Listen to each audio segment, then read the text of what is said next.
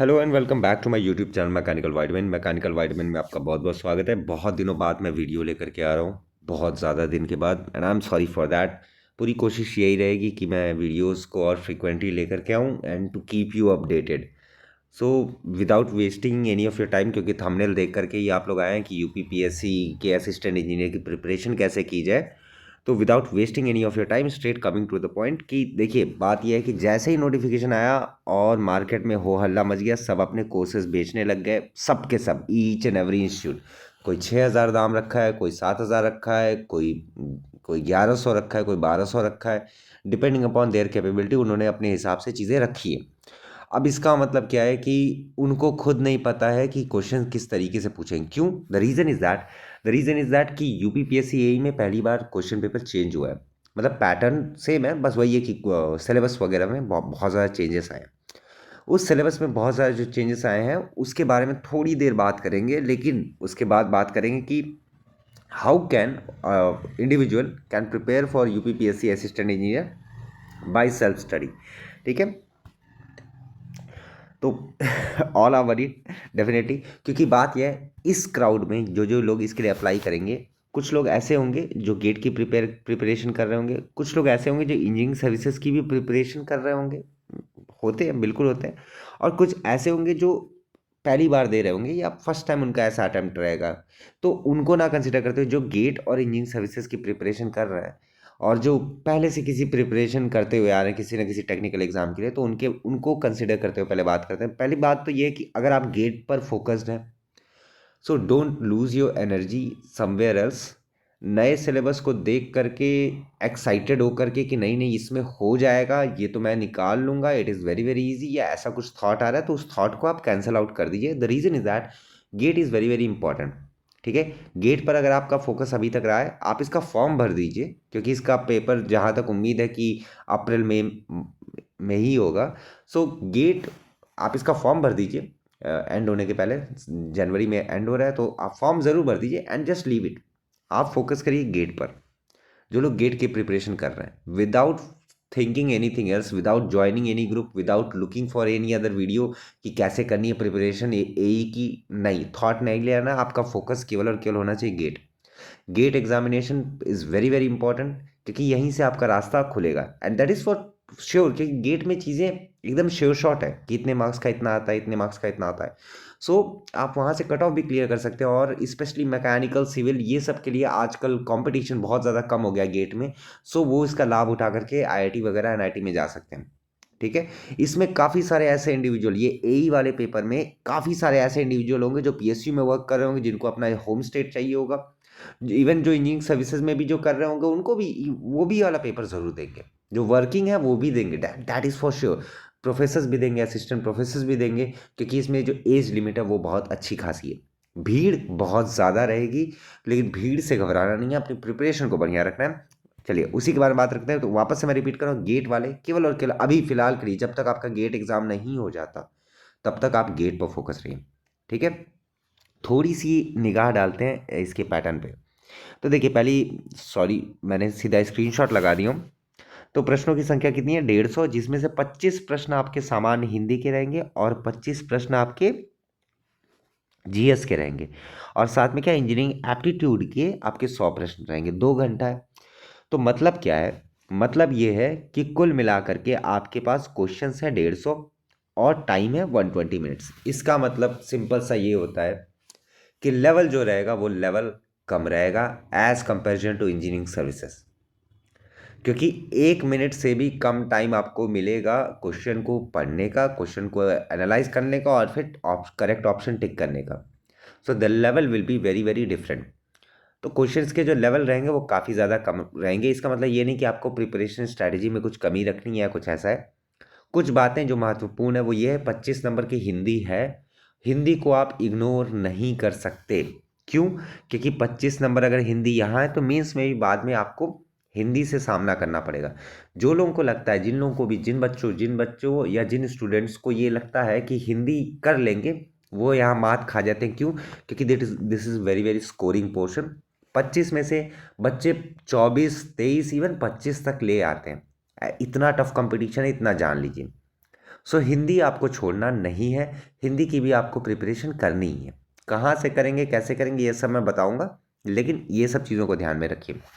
साथ में कुछ बातें और, जैसे कि सामान्य ज्ञान के बारे में अगर देखेंगे तो इसमें कुछ बातें बहुत क्लियर कट लिखी हुई हैं कि इसमें उन जानकारी को सम्मिलित होगी जो प्रतिदिन के अनुभव में आती हो, तथा जिनकी किसी शिक्षित व्यक्ति से अपेक्षा की जा सकती हो। अपेक्षा की जा सकती हो मतलब क्या है कि डे टू डे लाइफ में यूज होने वाली चीज़ें पता होनी चाहिए। इट मीन्स जनरल साइंस का शायद, आई एम सेइंग शायद, may be there maybe a slight portion of general science, और शायद आ भी सकता है क्योंकि डेली लाइफ में आप कुछ ना कुछ यूज़ करते हो, ठीक है। आप इलेक्ट्रिसिटी यूज़ करते हो, आप गैस यूज़ करते हो, various things which you use, ठीक है। तो और साथ में क्या, इतिहास, राजनीति, भूगोल। अब जो लोग पहली बार इन सब चीज़ों से जुड़ेंगे, जो लोग पहली बार इन सब चीज़ों को पढ़ेंगे, उनके लिए थोड़ा सा डिफिकल्ट होगा। लेकिन जो लोग आरआरबी जेई की तैयारी कर रहे थे, जिन्होंने भी पेपर दिया है, जो पास आउट हो चुके हैं, उन लोगों के लिए थोड़ा सा आसान रहेगा। और लेकिन मैं यही कहूँगा कि इसमें अपना ज़्यादा एनर्जी वेस्ट करने का कोई मतलब नहीं है, क्योंकि ये वास्ट सागर है, इतना बड़ा सागर है जिसकी कोई लिमिट नहीं है। रही सही सो बात कि हिस्ट्री की, ज्योग्राफी की, पॉलिटी की, इन सब के शॉर्ट नोट्स वगैरह पहले से अवेलेबल है, मैंने अपने टेलीग्राम ग्रुप पर भी डाल दिया था। आप कहेंगे तो मैं वापस से शेयर कर दूंगा। 100 पेजेस के नोट्स हैं, अगर आप पढ़ना चाहें तो वापस आप पढ़ सकते हैं, दैट इज आपके हिसाब से। सामान्य हिंदी, जैसा कि मैंने कहा 25 नंबर का है, इसको कम मत आंकिएगा भूल करके भी, क्योंकि बच्चे बहुत ज़्यादा स्कोर इसमें करते हैं ना। अब आते हैं सबसे बड़े सागर पर, जो कि मेन कंसर्न है, जिसकी वजह से आपने वीडियो को ओपन किया, आप वीडियो देख रहे हो। वो ये है इंजीनियरिंग एप्टीट्यूड का, और इसमें कुल मिलाकर के 22 टॉपिक्स हैं। Now these 22 topics are huge, no doubt. जितने भी कोचिंग इंस्टीट्यूट हैं, they are shooting randomly, they are selling their courses. The reason is that क्योंकि किसी को नहीं पता कि किस तरीके का पेपर पूछेगा। रिसेंट में यूपी पीएससी का आपका पीसीएस का पेपर हुआ था, दैट वाज अनएक्सपेक्टेड, कि कोई भी कोचिंग वाला उस चीज को प्रेडिक्ट नहीं कर पाया था जिस तरीके के क्वेश्चन पूछे गए थे, ठीक है। जिस तरीके का पैटर्न चल रहा था पहले यूपी पीएससी का, उस तरीके से चेंज हो गया है। So maybe there maybe a chance कि यहाँ पर चीज़ें थोड़ी बहुत चेंजेस देखी जा सकती हैं, और every one is shooting in the dark, किसी को कुछ नहीं पता कि कैसे आएगा। लेकिन हाँ, आपका इसका मतलब क्या है कि इसका मतलब यह है कि आपको अपनी स्ट्रेटेजी उस तरीके से रखनी है ताकि चीज़ें आसानी के साथ हो जाए, और आप प्रीलिम्स को क्वालिफाई कर पाए अच्छे नंबरों से, ठीक है। चलिए अब एक एक करके टॉपिक के बारे में बात करते हैं। General principle of design and drawing, ये आपने फर्स्ट ईयर में पढ़ा है, जो बीटेक कर चुके हैं फर्स्ट ईयर में आप लोगों ने इस चीज़ को पढ़ा है। पर हाँ, कॉलेजेस के हिसाब से चीज़ें उस तरीके से नहीं होती हैं, तो इसके लिए ये जो टॉपिक्स है ये आपका इंजीनियरिंग सर्विसेज में भी इंक्लूड होता है। इंजीनियरिंग मटेरियल साइंस का पोर्शन है, सिविल, मैकेनिकल, ये इस सब्जेक्ट को पढ़े होंगे, उनको याद नहीं होगा मे बी, ये भी आपका इंजीनियरिंग सर्विसेज से पूरी तरीके से मैच करता है। बेसिक्स ऑफ थर्मोडायनेमिक्स, ये इसका भार मैं उठाने को तैयार हूँ, ठीक है। थर्मोडायनेमिक्स मैं पढ़ा दूंगा आप लोगों को, क्योंकि वो बहुत आसान है, उसमें आपका ज़्यादा टाइम नहीं लगना है, ज़्यादा एनर्जी नहीं लगनी है। You don't have to worry it about कि क्या पूछ लेगा क्या नहीं पूछेगा, जो पूछेगा मैं जो बताऊंगा वही आएगा। थर्मोडायनेमिक्स में इतना मेरा कॉन्फिडेंस है, इतना मेरा खुद की टीचिंग एक्सपीरियंस है, मैं खुद पढ़ाया हूँ, मैं खुद जानता हूँ, मैंने खुद कई सारे पेपर दिए हैं, तो थर्मोडायनेमिक्स के बारे में आप 1% भी टेंशन मत लीजिएगा, that is my responsibility. Water resources and conservation process, ये सिविल का टॉपिक है। बेसिक्स ऑफ प्रोजेक्ट मैनेजमेंट, वापस से मैं कहूँगा ये आपका प्रोजेक्ट मैनेजमेंट जो आपका रिलेट करता है, ये इंजीनियरिंग सर्विसेज से रिलेट करता है। इंडस्ट्रियल सेफ्टी हो गया, इंफॉर्मेशन आईसीटी जो है ये टॉपिक जो है ये भी इंजीनियरिंग सर्विसेज का। इंडस्ट्रियल सेफ्टी नया टॉपिक है। Basics of AI and robotics, ये भी मैं पढ़ा दूंगा। और यहाँ पर एआई और रोबोटिक्स में जो क्वेश्चन आने के चांसेस है वो क्वेश्चन है करंट अफेयर्स में भी, करंट अफेयर्स के, या कुछ ऐसे जो इनिशिएटिव लिए गए, या कुछ जो सुपर कंप्यूटर्स हैं, या जो एआई इनेबल्ड सिस्टम्स हैं, कुछ चीज़ें ऐसे ही करके पूछी जाएंगी, ठीक है। Next is types of machinery maintenance, this is very very new, ठीक है। ग्रीन एनर्जी, एनवायरमेंट से रिलेट करता है। मेजरमेंट एंड इंस्ट्रूमेंटेशन, इंस्ट्रूमेंटेशन जहाँ आता है वहाँ थोड़ा बहुत इलेक्ट्रिकल का पोर्शन आता है। मेजरमेंट, मेट्रोलॉजी, मैकेनिकल का भी पोर्शन है, थोड़ा बहुत इलेक्ट्रॉनिक्स का आता है, भले ही इलेक्ट्रॉनिक्स की पोस्ट ना हो। एनर्जी कंजर्वेशन, डिजास्टर मैनेजमेंट, ये आपके सिविल वाले पढ़ते हैं, लेकिन उतना टॉप लेवल का नहीं पढ़ना है, ठीक है। अब यहाँ पर कुछ टॉपिक और हैं, अगर आप देखेंगे ethics and values in engineering profession. Engineering profession को एक इंक्लूड कर दिया गया, लेकिन एथिक्स एंड वैल्यूज के ऊपर मैं खुद पढ़ाया हूँ। मैंने CSIR SO के लिए एथिक्स पढ़ा है, एथिक्स एंड वैल्यूज पढ़ा है, और उसमें से काफ़ी बच्चे सेलेक्ट भी हुए हैं। सो एथिक्स की रेस्पॉन्सिबिलिटी भी आप मुझ पर छोड़ सकते हैं, ठीक है। क्वालिटी कंट्रोल, ये बहुत आसान टॉपिक है, this can be covered easily. कैसे कवर करना है, क्या करना है, डिटेल में वीडियो लेकर के आऊँगा, उसके लिए don't worry about it. IPR जो है, IPR के लिए मैं कहूँगा आप दूसरा एक चैनल मैं बताऊँगा, बहुत ध्यान से सुनिएगा। सौरभ पांडे सर है, उनका भी खुद का एक, उन्होंने भी मॉड्यूल लॉन्च किया, नो डाउट। उनका IPR पे, that is intellectual property right पे, उनका बहुत ही बेहतरीन प्लेलिस्ट पड़ी हुई है। प्लेलिस्ट लंबी है, मतलब 6-7 वीडियो है, बट 1-1 घंटे 1.5-1.5 घंटे के आराम से आप देख सकते हैं। नोट्स उनकी वेबसाइट आरोहन एजुकेशन पर मिल जाता है, there is no doubt about it. Notes आपको मैक्सिमम सब्जेक्ट्स के मिल भी जाएंगे, ठीक है। तो आपको इधर उधर भटकने की जरूरत नहीं, लेकिन हाँ IPR का जो है वो उनका नोट्स आप उठाइए, वो मोर देन सफिशियंट है। उसमें बस आपको क्या करना पड़ेगा, कुछ चीज़ें अपडेट करनी पड़ेंगी, जो पुराना वाला रहेगा उसको अपडेट करना पड़ेगा, नथिंग एल्स, ठीक है। नेक्स्ट, और मैं मजाक नहीं कर रहा हूँ, जो IPR जितना या तो कहेंगे तो मैं पढ़ा दूंगा, लेकिन IPR intellectual property right is very easy. जितने भी क्वेश्चन आएंगे आप आसानी के साथ में कर ले जाओगे, दैट इज फॉर श्योर। जो इवन जो पहली बार भी पढ़ेंगे वो भी कर ले जाएंगे। Human health and sanitation, handling of storage product, climate change, production and construction, and then recent development in applied science और role of science and technology in our daily life। science and technology in daily life मतलब general science के portion आ गया, और recent development in applied science. Applied science मतलब क्या हो गया, आपका करंट अफेयर से रिलेटेड क्वेश्चन आएगा, वो भी साइंस एंड टेक्नोलॉजी से। तो ये दो टॉपिक जो है, this can be easily covered by you. तो जो लोग मॉड्यूल बना बना करके बेच रहे हैं, आई डोंट नो क्यों बेच रहे हैं, वो गिने चुने 5-6 टॉपिक्स के लिए अपने मॉड्यूल को 6-7 हज़ार में बेच रहे हैं। 5-6 टॉपिक्स क्यों, ह्यूमन सैनिटेशन हो गया, ठीक है, और आपका आ गया वाटर रिसोर्स कंजर्वेशन हो गया, industrial safety and safety standard, ये सब नए टॉपिक्स हैं। बाकी जितने भी आपको कंटेंट मिलेंगे, ये सारे कहीं ना कहीं से छापे हुए या पुराने कंटेंट उठा करके जो इंजीनियरिंग सर्विसेज की तैयारी कराते हैं, वही सेम कंटेंट उठा करके आपके सामने रख देंगे। इस बात को याद रखिए, दिस इज फॉर ट्रू। मैं ये मना नहीं कर रहा हूँ कि आप मॉड्यूल मत परचेज करिए। अगर आपको लगता है कि आप सेल्फ स्टडी नहीं कर पाएंगे, आपको लगता है कि आपको बहुत ज़्यादा गाइडेंस, आपको डिपेंडेबिलिटी चाहिए on any one else, on any coaching institute, कोई कोचिंग बुरी नहीं होती है, वो गाइडेंस के लिए प्रॉपर है, वो आप अपना ज्वाइन कर सकते हैं depending upon your financial condition. लेकिन मैं उन बच्चों की बात कर रहा हूँ जो सच में तैयारी करना चाहते हैं और साथ में अपने मतलब पैसे वेस्ट नहीं करना चाहते हैं। मैं ये नहीं कहूँगा कि जो लोग कोचिंग ज्वाइन कर लिए हैं या करने वाले हैं वो लोग पैसे वेस्ट करेंगे, लेकिन होता है कुछ लोगों के पास फाइनेंशियल इश्यूज रहते हैं, ठीक है। अब आते हैं, थोड़ा सा आगे बढ़ते हैं, ठीक है।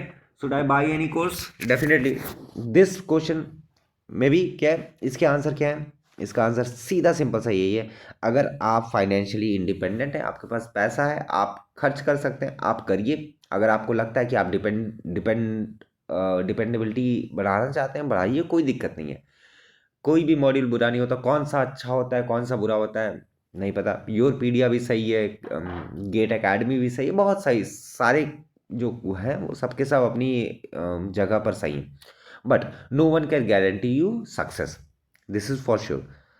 No one can guarantee you success, even me myself और कोई अदर यूट्यूब चैनल भी आपको सक्सेस की गारंटी नहीं दे सकता कि आप प्रीलिम्स क्वालिफाई करोगे। मैं मेंस की बात करूंगा ही नहीं, क्योंकि प्रीलिम्स में ही कड़ी टक्कर होने वाली है। तो रिसोर्सेज एंड मटेरियल की रही से सुबात, मैं एक व्हाट्सएप ग्रुप क्रिएट कर रहा हूँ, ठीक है, और उसमें मैं चाहूँगा कि आप लोग ऐड हो जाएं। थोड़े थोड़े समय पर मैं डिफरेंट मटेरियल्स, मैं ये नहीं कहूँगा कि मेरे मटेरियल्स हैं, नहीं, जो मेरे मटेरियल्स रहेंगे वो मेरे मटेरियल्स रहेंगे, जो दूसरे के रहेंगे, जो योरपीडिया के रहेंगे या किसी और इंस्टीट्यूट के रहेंगे, जो मुझे फ्री ऑफ कॉस्ट में बिना कोई कॉपीराइट उल्लंघन के मिलते हैं, वो मैं आप लोगों के साथ शेयर कर दूंगा, ठीक है। तो और बाकी जो चीज़ें रहेंगी, जो भी आप वीडियोस में चाहोगे, वो मैं यूट्यूब पर डालने को तैयार हूँ, दैट डिपेंड्स। अगर आप डेडिकेटेड हो तो मैं डेडिकेटेड रहूँगा, अगर आप डेडिकेटेड नहीं हो तो कोई और डेडिकेटेड हो नहीं सकता, और आप इस एग्ज़ाम की तैयारी करना फिर छोड़ दो, ठीक है। So what mechanical vitamin can do for you, it will provide you super boosting vitamin हाँ, ऐसा कुछ नहीं है। देखिए सिंपल सी बात है, स्ट्रैटेजी केवल आपकी सिंपल सी रहनी चाहिए। सब्जेक्ट्स ज़्यादा हैं, सिंपल बात। किसी को पता नहीं कि किस तरीके का क्वेश्चन पूछा जाएगा। कट ऑफ ज़्यादा जाने के चांसेस कम है, क्योंकि सब लोग आपस में ही उलझे हुए रहेंगे कि किस तरीके से पढ़ना है। ये एक स्वाभाविक, एक नॉर्मल तरीके से भी आप सोचेंगे तब भी आप यही चीज़ करेंगे। ठीक है। तो मज़ेदार बात क्या है, मैं क्या कर सकता हूँ, मैं वही डिफरेंट मटेरियल्स या डिफरेंट रिसोर्सेज आप तक पहुँचा सकता हूँ। मैं खुद क्रिएट करके जो मेरा पर्सनल रहेगा वो तक आपके पास डिलीवर करा दूंगा। डिलीवर मतलब in the sense not postal service, but हाँ व्हाट्सएप ग्रुप पर मैं अपलोड कर दूंगा। जो भी चीज़ें, जितनी भी दिक्कतें, जितनी भी आपकी डाउट रहे प्रिपरेशन के दौरान और प्रिपरेशन के बाद भी, मैं उन सबको हैंडल करता हूँ। मेरे साथ पुराने स्टूडेंट्स मेरे साथ अब तक जुड़े हुए हैं, जिनका सिलेक्शन हो गया, जिनका सिलेक्शन नहीं हुआ, सब के सब जुड़े हुए हैं। क्योंकि I treat them as a friend, as मैं अपने आप को एक, अगर मैं कुछ बता रहा हूँ तो मैं ये चाहता हूँ कि वो चीज़ सही ही बताऊँ। ठीक है। तो कोई भी कोर्स परचेज करने के पहले सोच लीजिए कि आपको करना क्या है, क्योंकि at the end of the day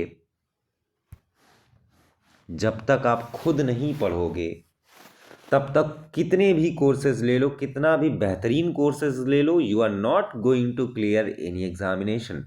चाहे आप गेट के लिए उठा लो, चाहे कोई भी चीज़ उठा लो, जब तक आप खुद पढ़ाई नहीं करोगे, खुद डेडिकेटेडली नहीं स्टडी करोगे, तब तक वो चीज़ें पॉसिबल नहीं है।